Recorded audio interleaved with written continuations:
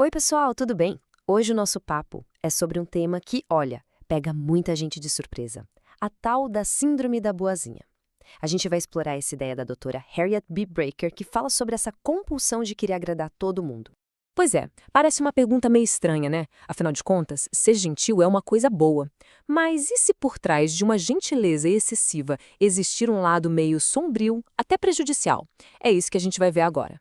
Olha, para começar, é super importante deixar uma coisa clara. Não estamos falando de ser legal, de fazer um favor de vez em quando. O que a doutora Bricker descreve é bem diferente. É um padrão psicológico, sabe? Uma necessidade quase que incontrolável de agradar, mesmo que isso acabe custando a própria saúde e a felicidade da pessoa. E essa ideia ganhou uma força tão grande que, olha só que interessante, a própria Oprah Winfrey, depois de conversar com a doutora Bricker, chegou a dizer que essa compulsão por agradar era uma verdadeira epidemia. Quer dizer, algo que afeta um número gigantesco de pessoas. E para a gente ter uma noção do peso disso, a própria doutora Bricker afirma com todas as letras que a compulsão por agradar é, na verdade, um problema psicológico debilitante com amplas e graves consequências. Ou seja, não é só um traço de personalidade, é algo sério com impacto de verdade na vida de alguém. Ok, mas como é que essa compulsão funciona na prática? Para explicar isso, a doutora Brecker criou um modelo que ela chamou de o triângulo da compulsão por agradar. É uma ferramenta bem visual para a gente entender a dinâmica. A sacada aqui é que essa síndrome funciona como um ciclo que se alimenta sozinho, sabe? São três partes super conectadas: os pensamentos, os hábitos e os sentimentos. É como se fosse uma armadilha mesmo, porque uma coisa leva a outra e a outra reforça a primeira e aí fica difícil de sair. Vamos dar uma olhada em cada ponta desse triângulo. O primeiro ponto, então, são os pensamentos distorcidos. É aquela vozinha na cabeça que fica dizendo: eu preciso que todo mundo goste de mim. Ou as minhas vontades, elas podem esperar. O importante são os outros. É a base de tudo. E o que acontece quando a pessoa pensa assim? Isso vira ação. Aí a gente entra nos hábitos compulsivos. A pessoa fica viciada em receber aprovação. E para conseguir isso, ela simplesmente não consegue dizer não. Acaba pegando mais trabalho, mais responsabilidade do que dá conta. Tudo para ser vista como prestativa.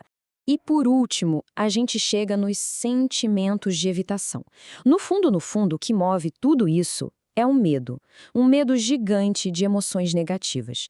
Medo de deixar alguém com raiva, medo de entrar em conflito, pavor de ser rejeitado ou abandonado.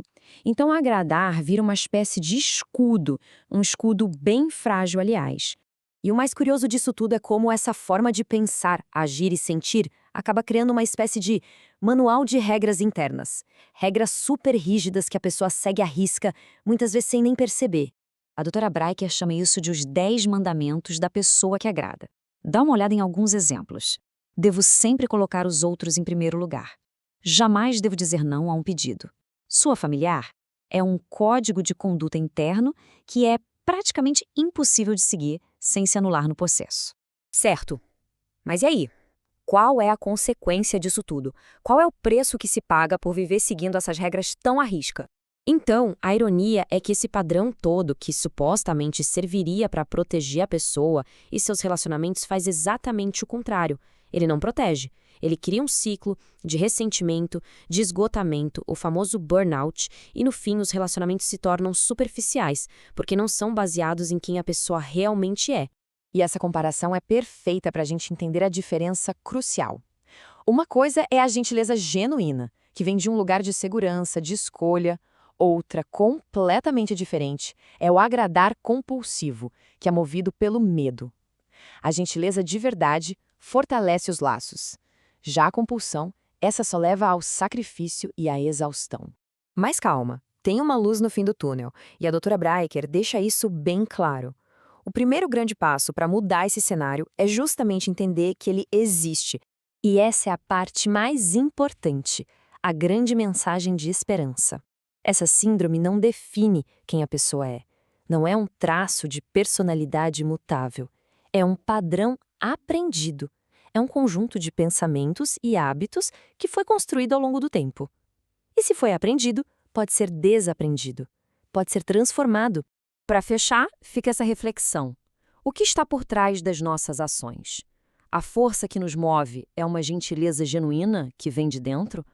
Ou é uma compulsão, um medo de desagradar? A resposta para essa pergunta pode ser o ponto de partida para uma grande mudança.